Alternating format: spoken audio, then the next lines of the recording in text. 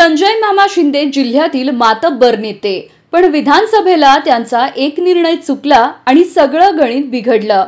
पण आता संजय मामा बिघडलेलं गणित पुन्हा व्यवस्थित करताना दिसून येत आहेत। विधानसभेला राष्ट्रवादीच्या घड्याळाच्या चिन्हावर लढा अशी अजित पवारांची ऑफर होती, पण मामांनी अपक्षचा हट्ट धरला।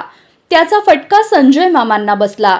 पुढे आपलं ऐकलं नाही म्हणून अजितदादा संजय मामांवर नाराज झाल्याच्या चर्चा उठल्या। संजय मामांच्या कार्यकर्त्यांनी संजय मामांना विधान परिषदेवर घ्या असं सांगण्यासाठी अजितदादांना फोन केला, पण अजितदादांनी सकारात्मक प्रतिसाद दिला नाही। पण आता दादांनी मामांची चूकभूल माफ केल्याचे संकेत मिळत आहेत। झालंय असं की संजय मामांचा टेंभुर्णी जवळील नगोर्ली येथे फार्म हाऊस आहे। या फार्म हाऊसची चर्चा नेहमीच असते, कारण अजितदादा जेव्हा नॉट रिचेबल असतात तेव्हा संजय मामांच्या फार्म हाऊसवर असतात असं सूत्रांनी सांगितलं। संजय मामांच्या या चर्चित फार्म हाऊसला अजितदादांनी भेट दिली आहे।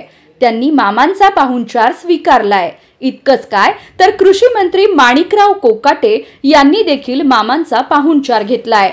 पण दादांच्या पाहुणचाराची चर्चा आहे।